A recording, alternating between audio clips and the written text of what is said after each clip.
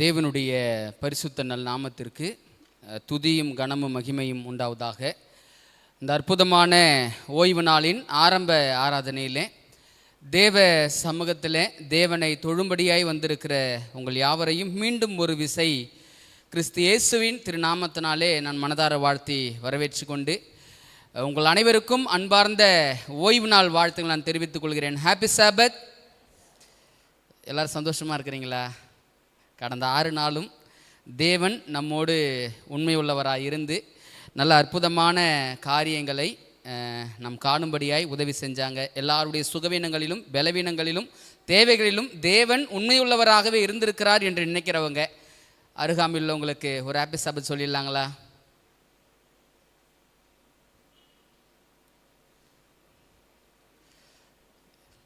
எப்பவுமே நம்ம பாஸ்டர் மட்டும் தனியாக நின்றுறாங்க. பாஸ்டர், மீண்டும் உங்களுக்கு அன்பார்ந்த ஓய்வு நாள் வாழ்த்துக்கள் பாஸ்டர். சரி, இந்த மகிழ்ச்சியான சந்தோஷமான தருணத்தில் இன்னும் மகிழ்ச்சியை நாம் அடையும்படியாய் கர்த்தருடைய வேத வசனத்தை தியானிக்கும்படியாய் ஆண்டுடைய சமூகத்தில் வந்திருக்கிறோம். தொடர்ச்சியாக நம்ம முத்தூதுவில் உள்ள நல்ல சத்தியங்களை நம்ம படித்துக்கொண்டே வரோங்க. கடந்த வாரத்தில் சுவிசேஷம் என்றால் என்ன அப்படின்னு சொல்லி ஒவ்வொரு சப்ஜெக்ட் தான் எடுக்க முடிந்தது. ஆக்சுவலி நம்ம இதுக்கு முன்னாடி படித்தது சுவிசேஷம் என்றால் என்ன என்பதை எப்படி ஒரு வேலையை செய்கிறதுக்கு முன்னாடி ஒரு கோடை போட்டு அதுக்கப்புறம் அந்த வேலையை செய்வாங்களோ அதுபோல் என்ன செஞ்சுருக்கிறோன்னா, சுவிசேஷம்னா என்னது ஒரு கோடு மட்டும்தாங்க போட்டிருக்குது. இன்னும் சுவிசேஷத்தை முழுமையாக நம்ம படிக்கலை. விசுவாசத்தினால் நீதிமான் பிழைப்பான் என்ற சத்தியத்தை படிக்க போகிறோம். அங்கே தான் உண்மையான சுவிசேஷம்னா என்னென்னு படிப்போம். இதுவரைக்கும் படித்தது எல்லாமே பேசிக்கான ஒரு காரியம். சுவிசேஷம்னா என்ன, கிறிஸ்துவை பற்றியது தான் சுவிசேஷம், நற்செய்தி அப்படின்றத மட்டும்தான் படிச்சிருக்கிறோம். வரக்கூடிய காலங்களில் இன்னும் அற்புதமான சத்தியங்களை படிக்கும்படியாய் ஆண்டவர் நமக்கு உதவி செய்வாராக. அதில் முக்கியமாக நம்ம முத்தூதுவில் உள்ள ஒவ்வொரு வார்த்தைகளை எடுத்து நம்ம படித்து கொண்டு வருகிறோம். முதல் பாடமாக உலக அழிவை குறித்து நம்ம படித்தோம். உலக அழிவு முத்தூதில் இருக்குதா அப்படின்னா இருக்குது அப்படின்னு படித்தோம். உலகம் அழியதான் போகிறது, அழிகின்ற உலகத்தில் ஆத்துமாக்களை காப்பாற்றுவத திட்டம் இருக்குதானா? இருக்குது. திட்டம் என்னென்னா சுவிசேஷத்தை புரிஞ்சுக்கிறது. சுவிசேஷம்னா என்ன, இயேசுவை பற்றி ஒரு ஆத்துமா புரிஞ்சு கொள்ளும் பொழுது அது அழிவிலிருந்து காப்பாற்றப்பட முடியும் என்பதை தான் நம்ம தொடர்ச்சியாக படித்து கொண்டு வருகிறாங்க. முத்தூதில் இன்னைக்கு ஒரு புது வார்த்தை எடுத்து நம்ம என்ன செய்ய போகிறோம்னா தியானிக்க போகிறோம். அந்த வார்த்தை நம்ம எல்லோருடைய உள்ளங்களிலும் தைக்கும்படியாய் ஒரு கேள்வியோடு கூட நான் தொடங்கணும் அப்படின்னு நினைக்கிறேன். யாரும் கேள்வியை கண்டு என்னடா பாஸ்ட் இப்படி கேள்வி கேட்டாரே நீங்கள் நினைக்கக்கூடாது. கொஞ்சம் கஷ்டமான கேள்வி தான். ஆனால் செய்தியின் முடிவில் உண்மையாகவே அந்த கஷ்டமான கேள்வி நமக்கு ஆசீர்வாதமா இல்லை கஷ்டமா என்பதை கண்டிப்பாக புரிஞ்சுக்க முடியும். இங்கே அமர்ந்திருக்கிறவங்க யாராவது நாத்திகர்கள் இருக்கிறீங்களா? சபையில் உட்காந்துருக்கிறவங்க யாராவது, இங்கே அமர்ந்திருக்கிறவங்க யாராவது நாத்திகர்கள்? நாத்திகர்கள் அப்படின்னா இன்னும் புரிகிற மாதிரி சொல்லணுங்களா? தெய்வம் இல்லைன்னு சொல்கிறவங்க யாராவது நீங்கள் அமர்ந்திருக்கிறீங்களான்னு கேட்குறேன். நம்பலாமா? எல்லாருமே தெய்வம் உள்ளது அப்படின்னு சொல்லி தானே நம்பிக்கிட்டு இருக்கிறீங்க. ஒருவேளை அங்கே செய்தியை படித்து முடிக்கும்போது இந்த கேள்விக்கான விடை ஆவியானவர் நம்மோடு கேட்பார். ஆலயத்தை விட்டு கடந்து போகிறதுக்கு முன்னாடி ஆம் ஆண்டவரே, இல்லை ஆண்டவரே, 2 பதில் தேவன்கிட்ட சொல்லிட்டு தாங்க போகணும். ஸோ நிச்சயமாகவே இங்கே அமர்ந்திருக்கிற நம்மில் எத்தனை பேர் நாத்திகர்கள் என்பதை வேதம் பேசும் பொழுது நாம் புரிந்து கொள்ள முடியும். பாருங்களேன், வெளிப்படுத்தின விசேஷம் 14வது அதிகாரத்தில் முத்தூதுக்கான எல்லா வார்த்தைகளும் இருந்து கொண்டிருக்கிறது. அதில் இன்றைக்கி நம்ம எடுத்து எந்த வார்த்தையை தியானிக்க போகிறோம்னா 1ஆம் தூதில் இருக்கிற ஒரு வார்த்தையை எடுத்து தியானிக்க போகிறோம். முத்தூதில் சுவிசேஷம் இருக்கிறதானா சுவிசேஷம் இருக்கிறது, உலக அழிவு இருக்கிறதானா உலக அழிவு இருக்கிறது, வேறு என்ன இருக்கிறது அப்படின்னு சொல்லி ஆராயும் பொழுது ஒரு வார்த்தை வருது பாருங்க. 7வது வாக்கியத்தை வாசிக்கிறேன். மிகுந்த சத்தமிட்டு தேவனுக்கு பயந்து அவரை மகிமைப்படுத்துங்கள், அவர் நியாய தீர்ப்பு கொடுக்கும் வேளை வந்தது, வானத்தையும் பூமியையும் சமுத்திரத்தையும் நீரூற்றுகளையும் உண்டாக்கினவரையே தொழுது கொள்ளுங்கள். இன்னைக்கு செய்தியினுடைய தலைப்பு என்ன அப்படின்னா உண்டாக்கினவரையே தொழுது கொள்ளுங்கள். முக்கியமான ஒரு செய்தி இன்னைக்கு படிக்கும்படியாய் நம்ம கடந்து வந்திருக்கிறோங்க. ஆவியானவர் தான் நம்மோடு பேசணும். சில நடைமுறை சம்பவங்களை, உலகத்தில் இருக்கிற நடைமுறை சம்பவங்களை நம்ம கொஞ்சம் பார்க்க போகிறோம்.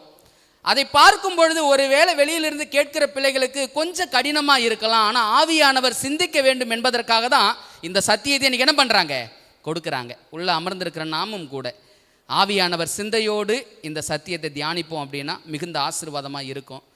ஆண்டவர் நம்மோடு பேசணும். ஆவியானவர் நம்மோடு பேசினா மாத்திரம்தான் பைபிள் சொல்லுது, வேதம் சொல்லுது, சத்தியத்தை அறிவீர்கள், சத்தியம் உங்களை விடுதலையாக்கும். ஒரு வேளைங்க நம்ம விடுதலை பெற முடியாத ஏதாவது காரியம் நம்ம இடத்துல இருக்கும் அப்படின்னா இன்னைக்கு படிக்கிற சத்தியம் நமக்கு விடுதலை கொடுக்கணுங்க. உண்மையான சத்தியத்தினுடைய அந்த ஊன்றுகோலை நம்ம புரிந்து கொள்ளணுங்க. ஆவியானவர் நமக்கு உதவி செய்யட்டும். ஒரு கணம் தலைகளை தாழ்த்தி ஜெபிக்கலாங்களா தேவ ஒத்தாசைக்காக? அப்பா பிதாவே, இந்த ஓய்வு நாளில் நீர் எங்களோடு இருப்பதற்காக உமக்கு ஸ்தோத்திரம்ப்பா. கர்த்தாவே, வேதத்தின் மகத்துவங்களை எங்கள் கண்கள் காணும்படியா எங்களுக்கு உதவி செய்வீங்களா? ஆரம்பத்தில் அடியன் ஒரு கேள்வி கேட்டேன், இங்கே யாராவது நாத்திகர்கள் இருக்கிறீங்களான்னு கேள்வி கேட்கும் பொழுது எல்லா பிள்ளைகளும் சொன்னாங்க, இல்லை நாங்கள் தேவனை நம்புகிறோம்னு சொன்னாங்கப்பா. ஆனால் எங்கள் ஒவ்வொருவருக்குள்ளாகவும் அந்த தெய்வம் இல்லை என்று சொல்லக்கூடிய அந்த குணாதிசயம் இருக்கிறதா என்பதை இந்த சத்தியத்திற்கு நாங்கள் புரிஞ்சு கொள்ளணும். விசேஷமாக இன்னைக்கு உலகம் யாரை தொழுது கொள்ள வேண்டும் என்று தெரியாமல் அலைமோதி கொண்டிருக்கிற சூழல்களில் யாரை தொழுது கொள்ள வேண்டும், தொழுகைக்கு பாத்திரம் யார் என்பதை நாங்கள் ஒவ்வொருவரும் புரிந்து கொள்ள எங்களுக்கு உதவி செய்யுங்க. ஏற்றுக்கொள்ளுங்க, பலப்படுத்துங்க. இயேசு கிறிஸ்து வழியாய் ஜெபிக்கிறோம் எங்கள் ஜெபம் கேளும் நல்ல பிதாவே, ஆமேன். வெளிப்படுத்தின விசேஷம் 14வது அதிகாரத்தில் 7வது வாக்கியத்தை நம்ம வாசித்தோம். உண்டாக்கினவரையே தொழுது கொள்ளுங்க, அதான் செய்தியினுடைய தலைப்புங்க. ஆனால் அதில் இன்னொரு வார்த்தையை சொல்லணும் அப்படின்னா, தொழுகைக்கு பாத்திரர் யார், யாரை நாம் தொழுது கொள்ள முடியும், யாரை நாம் வணங்க முடியும் அப்படின்ற ஒரு கேள்வியை நம்ம இன்னைக்கு என்ன செய்ய போறோம்னா கொஞ்சம் தியானிக்க போறோம். யோசித்து பாருங்களேன், இன்னைக்கு இந்த உலகம் ரொம்ப மும்முரமாய் கடந்து ஓடிக்கொண்டிருக்கிறது. சிலருக்கெல்லாம் நின்று பேசக்கூட நேரம் இல்லை. நம்ம எங்கேயாவது பார்க்கும்பொழுது கேட்போம் அப்படின்னா, எப்பா பேசுறது கூட எனக்கு நேரம் இல்லை, ஏகப்பட்ட ஜோலி கிடக்குது, ஏகப்பட்ட வேலை கிடக்குது, போய் நான் பார்க்கணும் அப்படின்னு சொல்லி மும்முரமாய் ஓடிக்கொண்டிருக்கிற அந்த உலகத்தில் புரியாத சில காரியங்களோடு மனிதர்கள் இன்னும் இருந்து கொண்டிருக்கிறத நம்மளால் பார்க்க முடியுதுங்க. பெரும் வருத்தம் என்ன அப்படின்னா, இந்த உலகத்தில் வாழ்கிற மனிதர்கள் எதுக்கோ தகுதி பார்க்குறாங்க, எதையோ ஆராய்ச்சி பார்க்குறாங்க. உதாரணத்துக்கு சொல்லணும் அப்படின்னா, நாம் உடுத்தக்கூடிய உடை இருக்குது பார்த்தீங்களா, ட்ரெஸ்ஸு வாங்க ஒரு கடைக்கு போகிறோன்னு வச்சுக்கங்களேன், என்ன செய்வோங்க? கடைக்காரங்க உள்ளே இருக்கிறவங்க எடுத்து போட்டவொடனே ஓகே சூப்பர் கொண்டு வாங்கிட்டு வந்துடுவோங்களா? என்ன செய்வோம்? ஆண்கள் கூட ஓரளவுக்கு பரவாயில்லைங்க. தாய்மார்கள் என்ன செய்வாங்கன்னா, ஏன்னா காசு வீணாக போயிடக்கூடாது அப்படின்றதுனால சில நேரம் என் மனைவியை கடைக்கு கூட்டு போகும்பொழுது என்ன செய்வாங்கன்னா, அந்த சேரீயை கொஞ்சம் பிரிப்பாங்க, பிரித்து நூலை இழுத்து பார்ப்பாங்க, எங்கேயாவது சல்லடியாக இருக்குதான்னு பார்ப்பாங்க. நான் அப்போல்லாம் யோசிப்பேன், நான் கேட்பேன், ஏன் இப்படி பார்த்துக்கிட்டு இருக்கிறீங்க அப்படின் போது அவங்க சொல்லுவாங்க, நம்ம காசு வீணாக போயிடக்கூடாது இல்லைங்க, அதனால் பார்க்குறேன் அப்படின்னுவாங்க. நான் யோசித்தேன், இந்த பூமியில் மனிதர்கள் எதுக்கோ தகுதி பார்க்குறாங்க, எது வாங்கினா சரியாக இருக்கும், எதை செஞ்சால் சரியாக இருக்கும் அப்படின்னு. இன்னும் என்னுடைய நண்பர்கிட்ட இடையில கேட்டேன், இங்கே துவரங்காடில் இருந்து கடந்து போகும்போது நாகர்கோயிலில் நல்ல வெஜிடேரியன் ஹோட்டல் எங்கே இருக்கும் அப்படின்னு கேட்கும்பொழுது ஒரு 10 ஹோட்டலை சொன்னார். அவர் சொல்லிட்டு சொன்னார், இங்கே இது நல்லா இருக்கும், அது அங்கே நல்லா இருக்கும் அப்படின்னு சொல்லி, சாப்பிட்ற விஷயத்தில் கூட இங்கே போனாதான் சரியாக இருக்கும் என்று தீர்மானிக்கிற ஒரு புள்ளியில் எல்லாருமே இருந்து கொண்டு தான் இருக்கிறோம். வண்டி வாங்கணுன்னாலும் சரி, எதை வாங்கினாலும் சரி, என்ன யோசிக்கிறேன்னா பெஸ்ட்டாக இருக்கணும் அப்படின்னு சொல்லி என்ன பண்ணுறாங்க மனிதர்கள் எல்லாருமே யோசிக்கிறாங்க. உண்மைதானே? இந்த பூமியில் இருக்கிற எல்லா மனிதனும் தான் செய்கிற தான் கொள்ளுகிற எல்லா காரியத்திலையும் பெஸ்ட்டாக ஒரு காரியம் இருக்கணும் என்பதில் எல்லாருமே ஆணித்தரமாக இருக்கிறாங்க. எல்லாருக்கிட்டையுமே அந்த குணம் உண்டு. ஆனால் இந்த உலகம் எல்லாவற்றுக்கும் தகுதி ஒன்றை பார்க்கிறது, ஒரு காரியத்தில் இந்த உலகம் தகுதி பார்க்கிறத மறந்திருக்கிறது என்பதை இந்த மகிமையான செய்தியை புரிந்து கொள்ளும் பொழுதுதான் என்னாலையும் அறிந்து கொள்ள முடிந்ததுங்க. என்ன காரியம் தெரியுங்களா? செய்தியினுடைய தலைப்பு சொன்னேன், யாரை தொழுது கொள்ளணும், யாரை வணங்க வேண்டும் என்ற ஒரு காரியத்தில் இன்னைக்கு உலகம் புரியாத ஒரு பெரிய குழப்பத்தில் இருந்து கொண்டிருக்கிறது. அப்படி என்ன குழப்பத்தில் இருக்கிறாங்க அப்படின்னு சொல்லி பார்க்கும் பொழுது, தொழுகைக்கு காரணர் யார், யாரை இந்த உலகத்திலே தொழுது கொள்ள வேண்டும் என்ற காரியத்தில் ரொம்ப அது புரியாத ஒரு காரியமாகவே இந்த உலகத்தின் மக்களாகிய நாம் என்ன செய்து கொண்டிருக்கிறோம், இருந்து கொண்டிருக்கிறோம். முத்தூதுல இந்த உலகத்திற்கு முடங்க வேண்டிய கடைசி செய்தியில ஆண்டவர் ஒரு சத்தியத்தை வச்சிருக்கிறாங்க. யாரை தொழுது கொள்ள வேண்டும், தொழுகைக்கு பாத்திரர் யார் என்பதை தேவன் உலகத்திற்கு அறிவிக்க வேண்டும் அப்படின்னு சொல்றாங்கன்னா, ஒருவேளை சிந்திச்சு பாருங்களேன், உலகம் இதை புரியாம இருக்குதோ? அதனால தான் ஆண்டவர், எப்பா இந்த சத்தியத்தை கொண்டு போப்பா, இதை உறக்க சொல்லுப்பா, உலகம் யாரை தொழுது கொள்ள வேண்டும் என்று தெரியாமல் அது குழம்பிக் கொண்டிருக்கிறது. இந்த முத்தூதுவின் செய்தியில தொழுகைக்கு பாத்திரர் யார் என்ற சத்தியத்தை உள்ள வச்சிருக்கிறம்பா, இதை போய் உலகத்திற்கு அறிவிங்கப்பா அப்படின்னு சொல்லி அதே வெளிப்படுத்தின விசேஷம் 14வது அதிகாரத்தில் இந்த தூதை தேவன் யாராருக்கு கொடுக்க சொல்றாங்க அப்படின்றத ஒரு வார்த்தை நம்ம வாசிக்கலாங்களா? 6வது வசனத்தை வாசிக்கிறோம் பாருங்களேன். பின்பு வேறொரு தூதன் வானத்தின் மத்தியிலே பறக்க கண்டேன். அவன் பூமியில் வாசம் பண்ணுகிற சகல ஜாதிகளுக்கும். இங்க ஒரு செய்தி இருக்குதுங்க. தொழுகைக்கு பாத்திரர் யார், யாரை தொழ வேண்டும், யாரை வணங்க வேண்டும், யார் கடவுள் என்ற ஒரு குழப்பம் உலகத்தில் இருந்து கொண்டிருக்கிறது. அப்படி குழப்பமாய் இருக்கிற இந்த உலகத்திற்கு தேவன் தெளிவடையத்தக்கதான ஒரு செய்தியை கொடுக்கிறாரு. வார்த்தை தெளிவா வருது. பூமியில் வாசம் பண்ணுகிற சகல சகல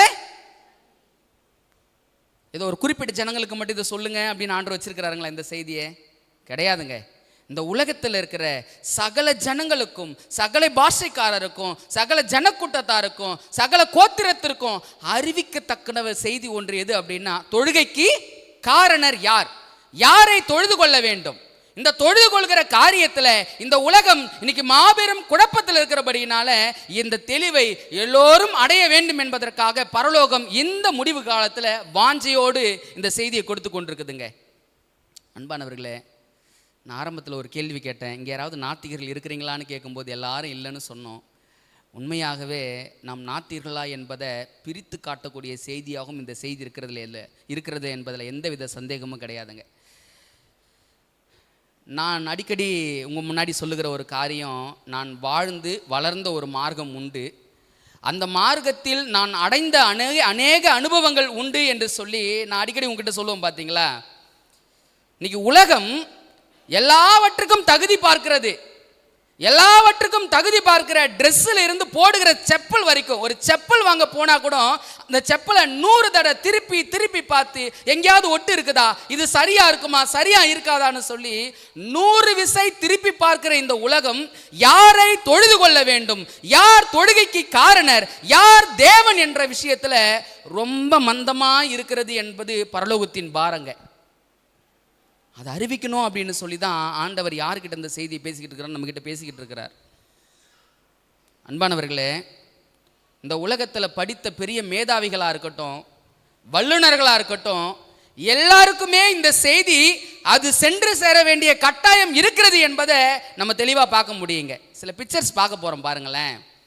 இன்னைக்கு எல்லாவற்றுக்கும் தகுதி பார்க்கிற மனிதன் எதையெல்லாம் தகுதி பார்ப்பது கிடையாது அப்படி என்பதை பாருங்க. இந்த பிக்சர்ல வரவர் யார் தெரியுதுங்களா உங்களுக்கு? யாருங்க இவரு? Doctor APJ. யார் இவரு? யார் இவரு? ஜனாதிபதியா? இன்னும் ஏதாவது இவருக்கு பட்டங்கள் உண்டுங்களா, பெயர்கள் உண்டுங்களா? ஒரு மிகப்பெரிய விஞ்ஞானிங்க இவரு. இருந்த காலகட்டங்களில் மற்ற உலகங்களுக்கு தெரியாம ஒரு அணுகுண்டியே தயாரிச்சார். அவ்வளோ நுட்பமான ஒரு ஞானி. இந்த ஞானி எவ்வளவு பெரிய வல்லுநராக இருந்தாலும் சரி, அறிவியல் அறிஞராக இருந்தாலும் சரி, இவருக்கு அறிவிக்க ஒரு செய்தி இருக்குதா இல்லையா? என்ன செய்தி இவருக்கு அறிவிக்கணும்னு நினைக்கிறீங்க? யார் பாதபடியில் உட்கார்ந்துட்டு இருக்கிறார் இவரு? யார் பாதபடிங்க? அவர் யார் தெரியுதுங்களா? சங்கராச்சாரியார். ஒரு பெரிய அறிவியல் விஞ்ஞானி, உலகத்திலே ஞானி என்று போட்டக்கூடிய ஒரு மாபெரும் மாமனிதர். இந்த மாமனிதர் யாருடைய பாதபடியில் உட்கார்ந்து இருக்கிறார் அப்படின்னா, சங்கராச்சாரியார் பாதபடியில் உட்கார்ந்து இருக்கிறார். இன்னும் சில பிக்சர்ஸ் எல்லாம் உண்டு. அவர் உட்கார்ல என்ன செய்யறாருன்னா, தொழுது கொள்றார். இவர் எந்த மார்க்கம் தெரியுங்களா?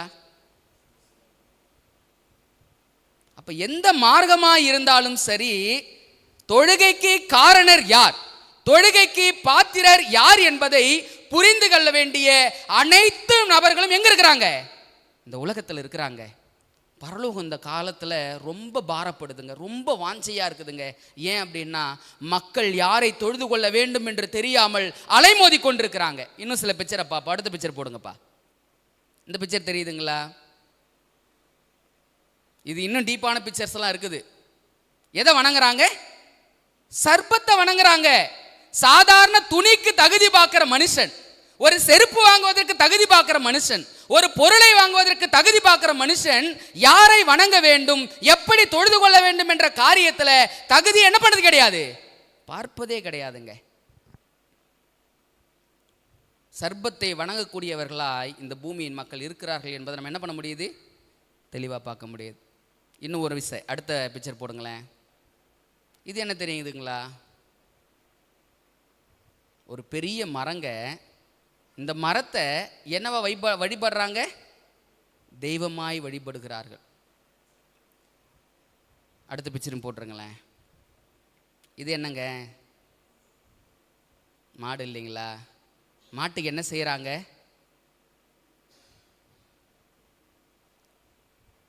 இந்த பிக்சரெல்லாம் பார்க்கும் பொழுது நான் கடந்து வந்த அந்த அனுபவங்களை என் வாழ்க்கையில் ஆண்டவர் யோசிக்க வச்சாருங்க. இதில் என்னெல்லாம் தொழுகை இருக்கிறதோ அத்தனை தொழுகையும் ஒரு காலத்தில் நான் செய்து கொண்டவனாக இருந்தேன். எங்கள் வீட்டில் பெரிய ஒரு வேப்ப மரம் உண்டு, அந்த வேப்ப மரம் தான் எங்களுக்கு தெய்வம். எங்கள் வீட்டில் ஒரு மாடு உண்டு, ஒவ்வொரு வருடமும் பொங்கல் வந்துடுச்சு அப்படின்னா எங்களுக்கு தெய்வம் யார், மாடு தான். எங்கள் பக்கத்தில் ஒரு கோயில் உண்டு, அந்த கோயிலில் பெரிய புற்று உண்டு, அந்த புற்றில் நாங்கள் செய்யாத சடங்காச்சாரங்களே கிடையாது, அத்தனை காரியங்களும் செய்தவனாக நான் இருந்தேன். அன்பானவர்களே, நான் மாத்திரம் இல்லைங்க, என்னை போல் சத்தியத்தை அறிந்திராத எத்தனையோ கோடி ஜனங்கள் இந்த உலகத்தில் உண்டு. எல்லாவற்றுக்கும் உலகத்தில் தகுதி பார்க்கிற மனிதர்கள் யாரை வணங்க வேண்டும், எதற்காக வணங்க வேண்டும் என்று அறியாமல் என்ன செய்து கொண்டிருக்கிறாங்க அப்படின்னா, தேவனால் இறைவனால் படைக்கப்பட்ட படைப்புகளை வணங்கி கொண்டிருக்கிறார்கள் என்பதை யோசிக்கும் பொழுது பெரிய மனம் வருத்தங்க. தேவனால் படைக்கப்பட்ட சிருஷ்டிகைகளை வணங்கும் பொழுது தேவன் எவ்வளோ வருத்தப்படுவார் இல்லை. ஆண்டது எல்லாம் ஏன் நமக்கு கொடுத்தாருன்னா, ஆண்டு கொள்ளுங்கள்னு கொடுத்தாரு, தொழுது கொள்ளுங்கள் என்ன பண்ணலை, கொடுக்கல. ஆனால் இன்னைக்கு உலகம் என்ன செய்து கொண்டிருக்கிறது அப்படின்னா, தொழுகையை யாருக்கு கொடுக்கணுமோ அவருக்கு கொடுக்கல, தொழுகை எதையெல்லாம் செய்யக்கூடாதோ அதையெல்லாம் தொழுகையாய் இன்னைக்கு இந்த உலகம் என்ன செய்து கொண்டிருக்கிறது, முதல் பிக்சரில் பார்த்தால் அவர் எவ்வளோ பெரிய விஞ்ஞானி இல்லை, அந்த விஞ்ஞானியே தொழுகை யாருக்கு கொடுக்கிறார் என்பதை நம்ம பார்த்தோம். சிந்திச்சு பாருங்க, இன்னைக்கு உலகம் எப்படிப்பட்ட தேவையில் இருக்கிறது, இன்னைக்கு உலகம் எப்படிப்பட்ட காரியத்தில் இருக்கிறது. ஒரு கணம் இந்த செய்தியை நான் தியானிக்கும் பொழுது ஆண்டவர் ஒரு பெரிய விஷயத்தை என் கணக்குள்ள கொண்டு வந்துட்டார், சிந்திக்க வச்சார். என் பக்கத்து வீடு, என் எதிர் வீடு, என்னுடைய தெரு, என்னுடைய ஊர், என்னுடைய பகுதி, எல்லா காரியத்தையும் சிந்திச்சு கணக்கு போட்டு பார்க்கும் பொழுது எத்தனை பேர் உண்மையான தெய்வம் யார், தொழுகைக்கு பாத்திரர் யார் என்பதை அறியாமல் இருக்கிறார்கள் என்பதை சிந்திக்கும் பொழுது என் மேல் விழுந்த கடமை எவ்வளவு பெரியது என்பதை என்னால் புரிந்து கொள்ள முடிந்ததுங்க. நீங்களும் சிந்திக்கிறீங்களா? உலகம் எவ்வளோ பெரிய தேவையில் இருக்குது இல்லை. சாதா சின்ன சின்ன விஷயங்களுக்கு தகுதி பார்க்கிற மனிதன் நித்தியமாய் வாழக்கூடிய அந்த வாழ்க்கைக்கான தகுதியை யார் தெய்வம், யாரை தொழுது கொள்ள வேண்டும் என்ற காரியத்தில் தகுதியை பார்ப்பதே கிடையாது. அதனால தான் பரலோகம் பாரப்பட்டு என்ன சொல்லுது அப்படின்னா, நீ போப்பா, சகல ஜாதிக்கிட்டையும் போ, சகல பாஷைக்காரர்கிட்டையும் போ, என் ஜனம் யாரை தொழணும்னு தெரியலை, என் ஜனம் யாரை தொழணும், யார் தொழுகைக்கு பாத்திரர், யார் இறைவன் என்பதை அறியாமல் அது விலங்குகளையும் மரம் செடி கொடிகளையும் வணங்கி கொண்டிருக்கிறது. என் ஜனத்துக்கு போய் சொல்லு, யார் தெய்வம் என்பதை சொல்லு. ஒரு சில காரியங்களை பார்க்க போறேங்க. நான் என்னுடைய சகோதரோடு சில காரியங்களை பகிர்ந்து கொடுக்கும் பொழுது அவர் என்கிட்ட ஒரு கேள்வி கேட்டார். சரி, எங்களுக்கெல்லாம் இதை சொல்றீங்க, நீங்க ஏன் இயேசுவை வணங்குறீங்கன்னு கேட்டார். அந்த கேள்வி உங்கள் முன்னாடி நானும் கொஞ்சம் வச்சிட்றேங்க. மற்றவங்கெல்லாம் எதையோ வணங்குறாங்க, சந்தோஷம்தான், இருக்கட்டும், ஆண்டவர் அவங்களுக்கான செய்திகளை கொடுப்பாங்க. இயேசுவையே தேடுறோம், இயேசுவையே தொழுது கொள்கிறோம் அப்படின்னு சொல்லி இந்த ஆலயத்தில் வந்து அமர்ந்து கொண்டிருக்கிறோமே, உங்கள் மத்தியில் ஒரு கேள்வி என்னன்னா, நீங்கள் ஏன் இயேசுவை தொழுது கொண்டிருக்கிறீர்கள் அப்படின்னு கேட்டால் என்னங்க பதில் சொல்லுவீங்க? என்ன பதில் சொல்லுவீங்க? அவர் தான் ஜீவனுள்ள தேவன், அவர் தான் சிருஷ்டிகர், எல்லாமே சொல்லுவோம் இல்லைங்களா? அவர் சிருஷ்டிகராக இருக்கிறதுனால உங்களுக்கு என்ன லாபம்? அவர் ஜீவனுள்ள தேவனாக இருக்கிறதுனா உங்களுக்கு என்ன லாபம்? அன்பானவர்களே, இன்னைக்கு எல்லாவற்றுக்கும் தகுதி பார்க்கிற மனிதன் யாரை தொழுது கொள்ள வேண்டும், எப்படி தொழுது கொள்ள வேண்டும் என்ற அறியாமையில் என்ன பண்ணிக்கிட்டு இருக்கிறான், உழண்டு கொண்டிருக்கிறான். சில தேவனை அறிந்தேன் என்று சொல்லக்கூடிய நம்மக்கிட்டேயே சிலர் கேள்வி கேட்டாங்க, நீ ஏன் இயேசுவை தொல்ற அப்படின்னு கேட்டாங்க. அப்படின்னா நம்ம சொல்லலாம் அவர் தான் தெய்வம், அவர் தான் எல்லாம் அப்படின்னு சொல்லி. ஆனால் அவங்களுக்கு தெரியுமா? அவங்களும் சொல்லுவாங்க எங்களுக்கு சிருஷ்டிகர் இருக்கிறாங்கன்னு சொல்லுவாங்க. இங்கே எப்படி 3 அங்கேயும் 3. இங்க நீங்க என்னெல்லாம் சொல்றீங்களோ அது எல்லாம் அங்கேயும் இருக்குது. ஏன்னா பிசாசானவன் ஒரிஜினலுக்கு டூபில் என்ன செய்யறான்னு வச்சிடறான்.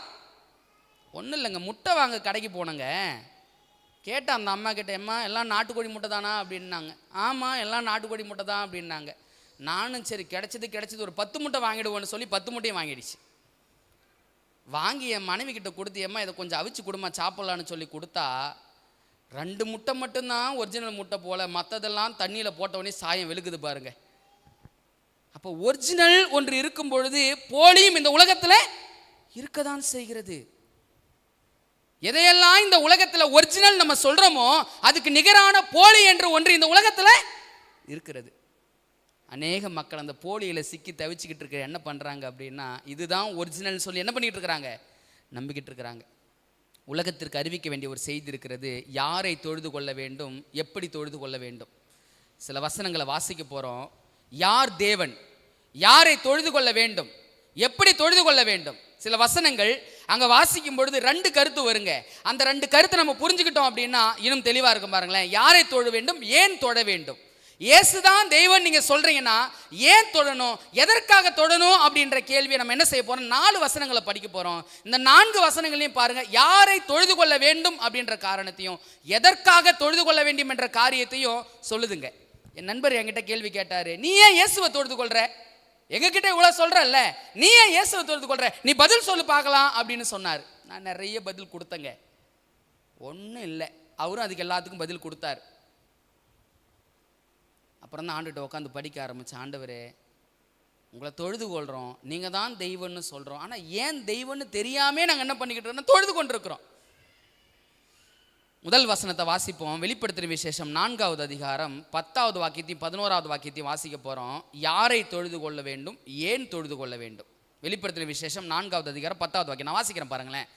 24 மூப்பர்களும் சிங்காசனத்து மேல் வீற்றிருவதற்கு முன்பாக வணக்கமாய் விழுந்து சதா காலங்களிலும் உயிரோடு இருக்கிறவை தொழுது கொண்டு தங்கள் கிரீடங்களை சிங்காசனத்துக்கு முன்பாக வைத்து, அடுத்த வசனம் பாருங்களேன், கர்த்தாவே தேவரீர் மகிமையும் கனத்தையும் வல்லமையும் பெற்றுக்கொள்கிறதற்கு பாத்திரராயிருக்கிறீர். ஏன் உங்களுக்கு கனம், ஏன் உங்களுக்கு மகிமை, ஏன் உங்களுக்கு வல்லமையை நாங்கள் செலுத்துறோம் அப்படின்னா, இதையெல்லாம் ஏன் நீங்க பெற்றுக்கொள்றீங்க அப்படின்னா வார்த்தை வருது, பாத்திரராயிருக்கிறீர். ஏன் நீங்க பாத்திரராயிருக்கிறீர், நீரே சகலத்தையும் சிருஷ்டித்தீர், உம்முடைய சித்தத்தினாலே அவைகள் உண்டாயிருக்கிறவைகளும் சிருஷ்டிக்கப்பட்டவர்களுமா இருக்கிறது. இங்க 24 மூப்பர்கள் விழுந்து வணங்குறாங்க. ஏன் வணங்குறீங்க அப்படின்னு கேட்டா சொல்றாங்க, இவர் தான் உண்மையான தெய்வம்.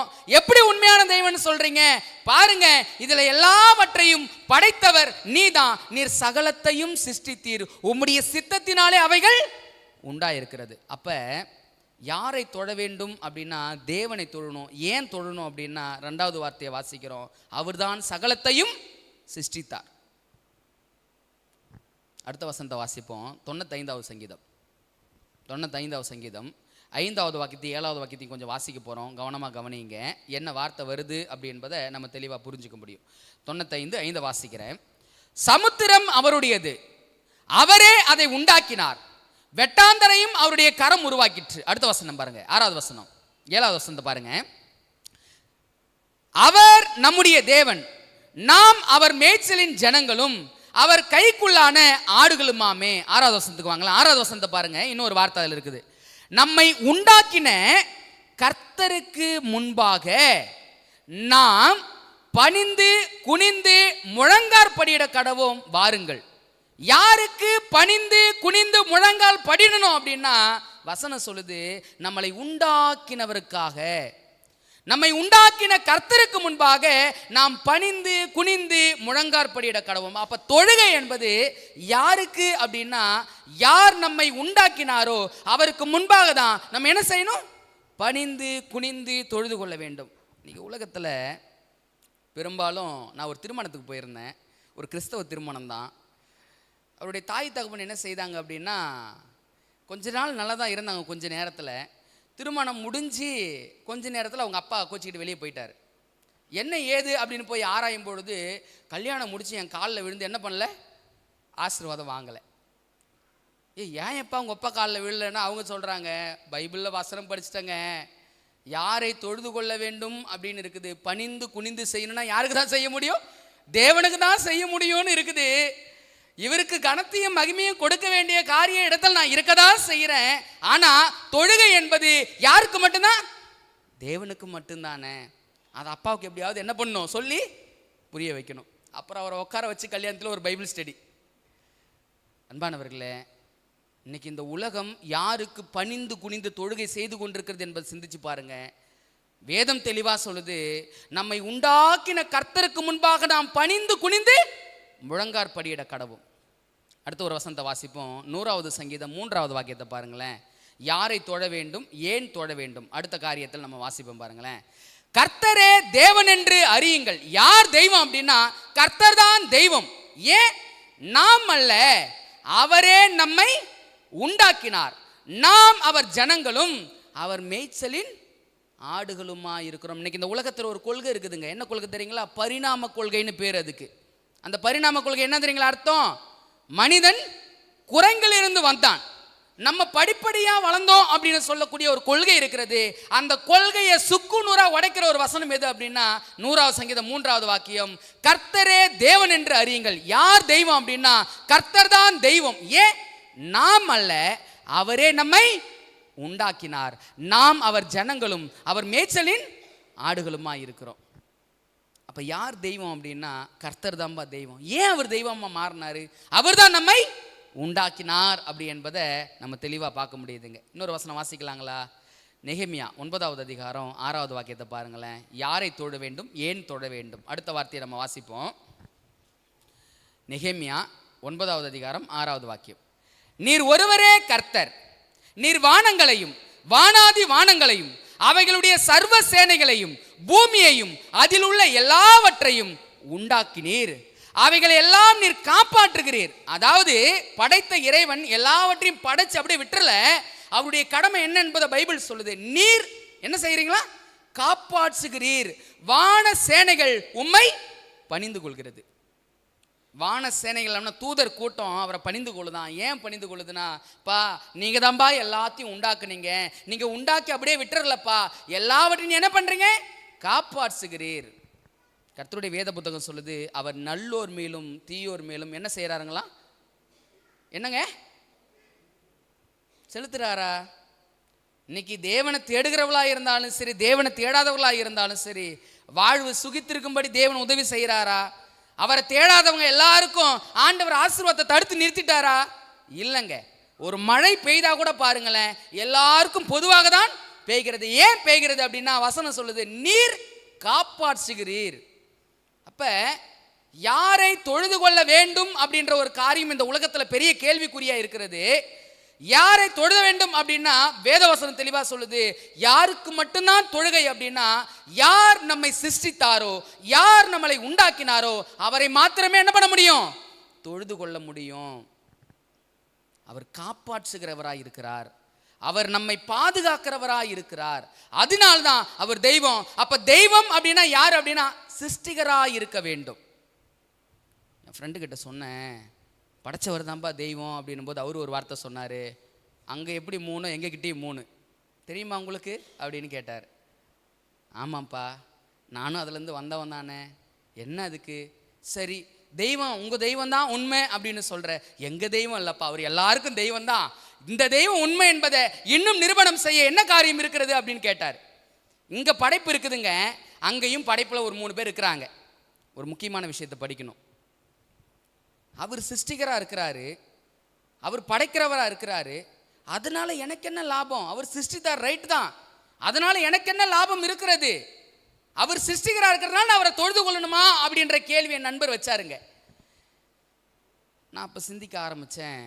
எங்கள் சாரும் இந்த பாடத்தை ஒரு முறை நாங்கள் கல்லூரியில் படிச்சுக்கிட்டு இருக்கும்பொழுது ஒரு விஷயம் எனக்கு ஞாபகப்படுத்தினாங்க. என்ன ஞாபகப்படுத்தினாங்க அப்படின்னா, தெய்வம்னா யார் தெரியுமா அப்படின்னு சொன்னாங்க. நான் சொன்னேன், படைச்சவர் தானே தெய்வம் சார் அப்படின்னு சொல்லும்போது அவங்க சொன்னாங்க, படைக்கிறவர் தெய்வம் என்பதை இந்த உலகத்தின் மக்கள் எல்லாரும் அறிந்து கொள்வாங்கன்னா இல்லை, நான் ஒரு விஷயம் சொல்கிறேன், உனக்கு புரியுதா பாரு அப்படின்னு சொல்லி அவர் ஒரு விஷயம் சொன்னாருங்க. என்ன விஷயம் தெரியுங்களா? எங்கள் சார் சொன்ன வார்த்தை இன்னும் என் உள்ளத்துக்குள்ளாக இருந்து கொண்டிருக்கிறது. அவர் சிருஷ்டிகராக இருக்கிறதுனால எனக்கு என்ன லாபம் அப்படின்னா, அவர் இந்த பூமியில் உள்ள சகலத்தையும் அவர் சிருஷ்டித்தவர், அவர் சகலத்தையும் சிருஷ்டித்தவர் இருக்கிறாரு. அவர் சிருஷ்டிகராக இருக்கிறது எனக்கு என்ன லாபம், இந்த உலகத்தில் உள்ள மக்களுக்கு என்ன லாபம் அப்படின்னு ஒரு கேள்வி நம்ம வைப்போம். அப்படின்னா எங்கள் சார் சொன்ன ஒரு வார்த்தை ரொம்ப ஆணித்தரமான வார்த்தை. அந்த வார்த்தை என்ன தெரியுங்களா? அவர் சிருஷ்டிகராக இருக்கிறதுனால எனக்கு என்ன லாபம் அப்படின்னு கேட்குறவங்களுக்கு என்ன பதில் அப்படின்னா, அவர் இந்த உலகத்தை மட்டும் சிருஷ்டிக்கிறவர் அல்ல. 51வது சங்கீதம் 10வது வாக்கியத்தை வாசிக்கலாங்களா? அவர் சிருஷ்டிகராக இருக்கிறாரு, அவர் தான் தெய்வம் என்பதை நான் எப்படி புரிஞ்சுக்க முடியும் அப்படின்ற ஒரு கேள்வி ஒருவேளை நம்ம கிட்ட இருக்கும் அப்படின்னா இந்த வசனம் அதுக்கு பதில் சொல்லுது பாருங்களேன். தேவனே சுத்த இருதயத்தை என்னிலே சிருஷ்டியும், நிலவரமான ஆவியை என் உள்ளத்திலே புதுப்பியும். தெய்வம் அப்படின்னா உலகத்தில் இருக்கிற பொருட்களை மட்டும் படைக்கிறவர் தெய்வம் கிடையாதுங்க. தெய்வம் அப்படின்னா ரெண்டாவது ஒரு குவாலிட்டி இருக்கிறது. இந்த குவாலிட்டியில தான் யார் உண்மையான தெய்வம் என்பதை உடையுது. புரியுற மாதிரி சொல்லட்டுங்களா? வசனத்தில் என்ன வருதுன்னா, தெய்வம்னு ஒருத்தர் இருந்தார் அப்படின்னா அவர் எதை படைக்கணுங்களா? சுத்த இருதயத்தை படைக்கணுங்களாம். என் ஃப்ரெண்டுக்கிட்ட நான் கேட்டேன், அப்பா இவ்வளோ வருஷம் தெய்வத்தை தேடினியே, சுத்த இருதயம் வந்துடுச்சாடா உனக்கு? இந்த வார்த்தையை கேட்ட மாத்திரம் அவன் ஸ்டன்னாகி ஒரே ஒரு விஷயம் மட்டும் தான் சொன்னாப்புல. என்ன சொன்னார் அப்படின்னா, அப்போ இறைவன் அப்படின்னா சுத்த இருதயம் இருக்கணுமோ? ஆமாடா, எங்கள் மாமா பயங்கரமான போதையில் அடிக்டடாக இருந்தார்ரா, இந்த தெய்வத்துக்கிட்ட போனார் மாறிட்டாரு. அவன் ஒரு 20 பேரை எனக்கு சொல்கிறான். 20 பேரை சொல்லிட்டு சொல்கிறான். என்ன சொல்கிறான் அப்படின்னா, யார் தெய்வம் அப்படின்னா சிருஷ்டித்தவர் தெய்வம் தான், ஆனா சிருஷ்டித்தவரால் தான் ஒரு விஷயத்தை செய்ய முடியும். என்ன விஷயத்தை செய்ய முடியும் அப்படின்னா, சுத்தமான இருதயத்தை யாரால மட்டும்தான் உருவாக்க முடியும்? தெய்வத்தால் மட்டும்தான் உருவாக்க முடியும். அப்ப தெய்வம் உண்டென்று, அவர் என்னுடைய சிருஷ்டிகர் என்று சொல்லக்கூடியவங்க எதை பிரதிபலிக்கணும்? சுத்த இருதயத்தை. செபுலனே எதனை பிரதிபலிக்கணும்? சுத்த இருதயத்தை பிரதிபலிக்கணும். சுத்த இருதயத்தை பிரதிபலிக்காதவர்கள் எதை வெளிப்படுத்துறாங்க? நான் ஆரம்பத்தில் ஒரு கேள்வி கேட்டேன், இங்கே யாராவது நாத்திகர்கள் இருக்கிறீங்களான்னு கேள்வி கேட்கும்போது எல்லாரும் என்ன சொன்னோம்? இல்லை இல்லை இல்லை. இந்த கேள்வி வச்சு பாருங்க. சுத்த இருதயம் எனக்குள்ளாக இருந்தால் மாத்திரமே அவர் சிருஷ்டிகர் என்பதை நான் என்ன பண்ண முடியும்? உறுதிப்படுத்த முடியும். ஒருவேளை சுத்த இருதயம் எனக்குள்ளாக இல்லை அப்படின்னா நான் எதை வெளிப்படுத்துறேன்னா தேவன் இல்லை என்பதை நான் வருத்தத்தோடு ஒரு விஷயத்த சொல்றேங்க.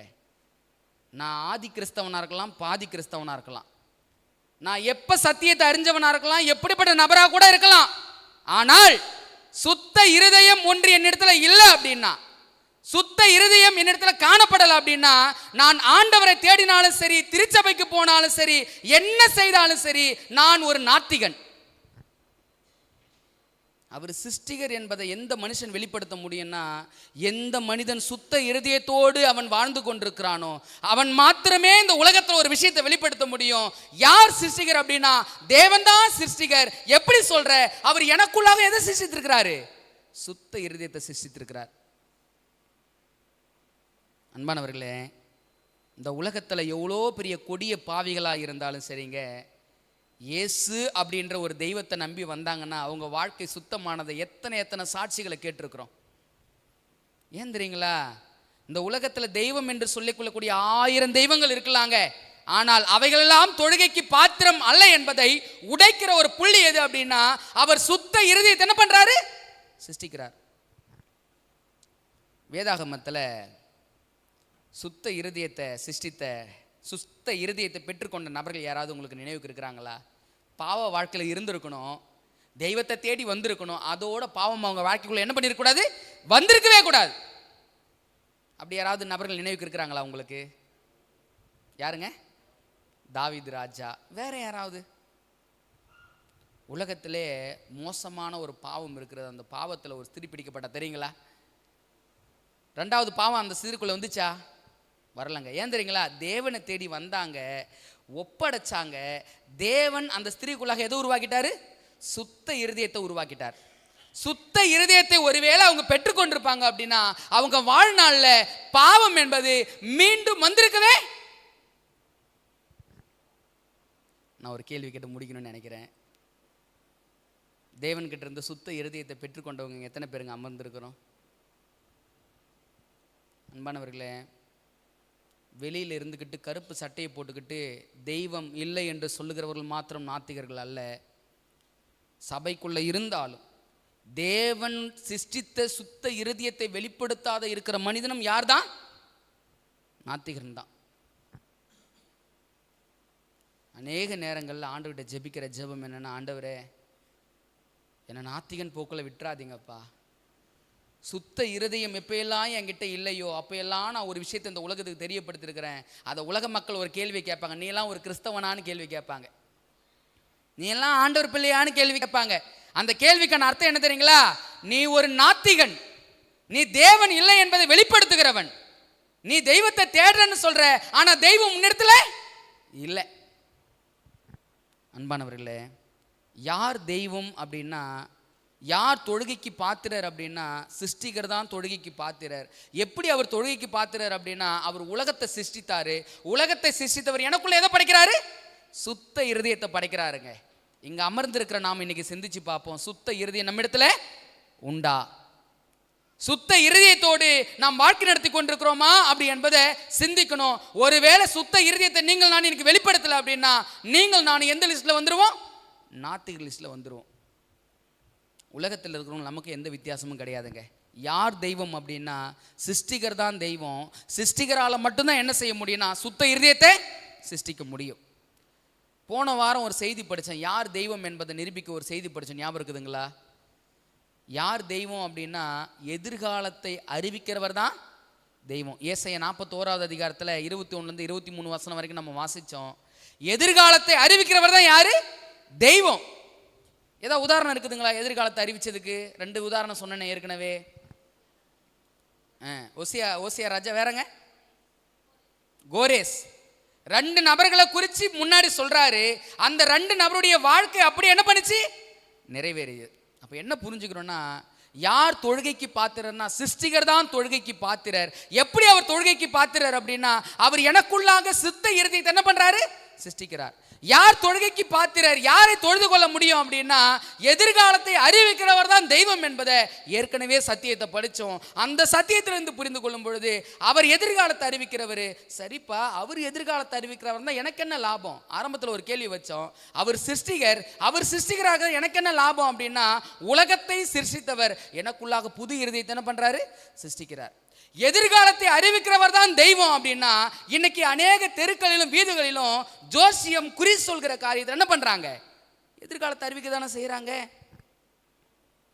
எப்படி அறிவிக்கிறாங்கன்னு படிச்சோம். டைரக்டா என்ன நடக்குன்றத சொல்ல முடியுமா அவங்களால? துல்லியமா இதுதான் சம்பவிக்க போகிறது என்பதை சொல்ல முடியுமா? முடியாதுங்க.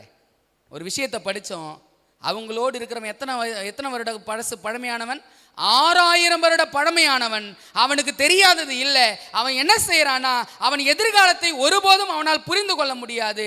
அவன் என்ன செய்வான் அப்படின்னா, நம்ம போக்க பார்த்து ஒரு தட்டு தட்டி விடுவான், அவ்வளவுதான்.